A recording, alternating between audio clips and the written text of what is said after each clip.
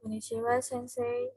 Perkenalkan, nama saya Rinda Alicia Putri, Prodi Sastra Jepang dengan NPM 2120065160063 dari kelas Oyo Nihongo 1.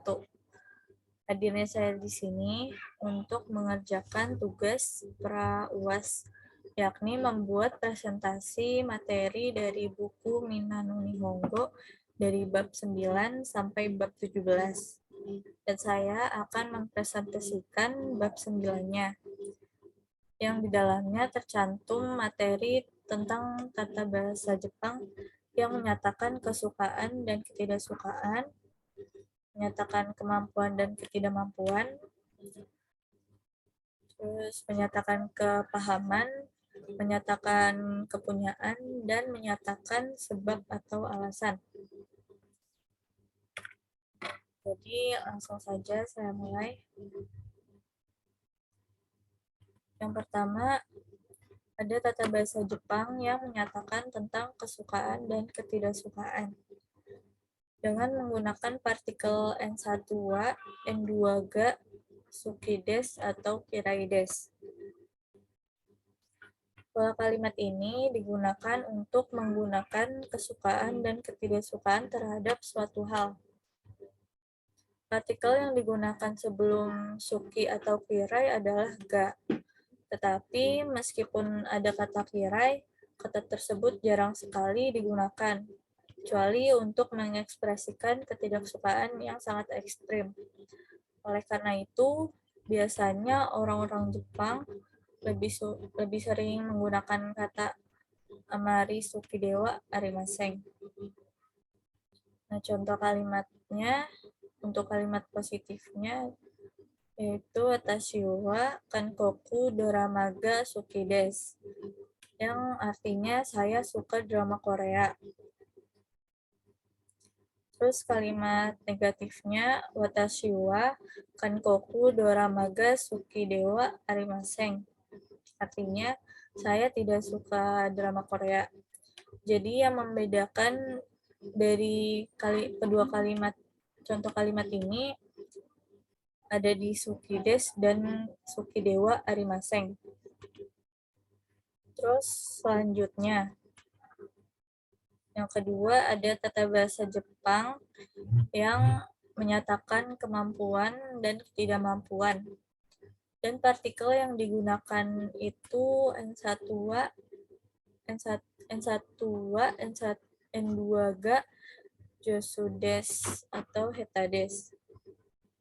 Pola kalimat ini digunakan untuk menyatakan kemampuan atau ketidakmampuan terhadap suatu hal. Kemudian partikel yang digunakan sebelum josu atau heta adalah ga. Dan untuk kata josu itu hanya umum digunakan untuk orang lain. Sementara itu untuk kata dokui digunakan untuk diri sendiri. Berikut contoh kalimatnya. Kalimat positifnya itu naya sangwa utaga josu des, yang artinya naya sang mahir bernyanyi. Terus kalimat negatifnya naya sangwa utaga josu dewa arimaseng, artinya naya sang tidak pandai, tidak mahir bernyanyi. Jadi yang membedakan dari dua contoh kalimat ini ada di josu des sama josu dewa arimaseng. Lanjut aja, langsung yang ketiga. Yang ketiga ada tata bahasa Jepang yang menyatakan pemahaman dengan pola kalimat N1. Dan pola kalimat N1 wa wakarimasu. Pada pola kalimat ini, kita dapat menyatakan pemahaman terhadap suatu hal. Karena wakari N2 ga mas itu termasuk ke dalam golongan verba intransitif, maka partikel yang digunakan adalah ga. Dan wakarimas di sini memiliki arti mengerti. Contoh kalimatnya itu watashi wa hiragana ga wakarimasu. Artinya saya mengerti huruf hiragana. Atau bisa juga watashi wa kanji ga wakarimasu. Artinya saya mengerti huruf kanji. Terus yang keempat, membahas tentang tata bahasa Jepang yang menyatakan kepunyaan dengan pola kalimat N1 wa, N2 ga arimasu. Pada pola kalimat ini, kita dapat menyatakan kepemilikan atau bisa juga dijadikan sebagai alasan.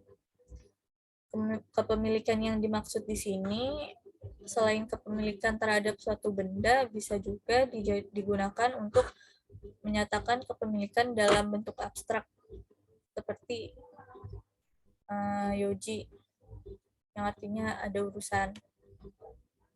Terus jikang, terus yaku, soku, dan lain-lain. Karena arimas termasuk ke dalam verba nonaktif, maka partikel yang digunakan adalah ga. Contoh kalimatnya itu watashi wa hanaga arimasu, yang artinya saya mempunyai bunga. Bisa juga watashi wa okane ga arimasu, yang artinya saya mempunyai uang. Jadi di sini arimasu itu memiliki arti mempunyai.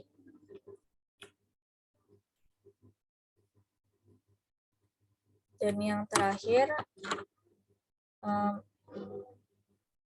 membahas tentang tata bahasa Jepang dengan pola kalimat.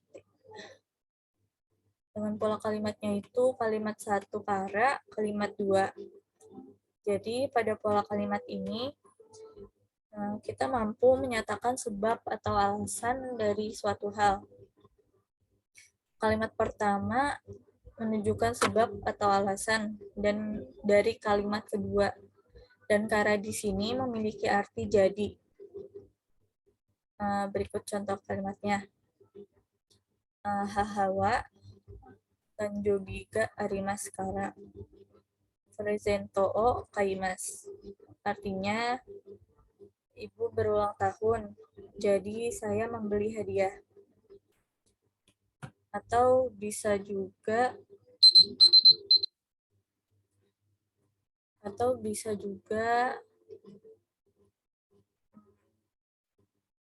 watashi wa isogashi kara. Watashi wa isogashi desu kara. Terebi yo mimasen.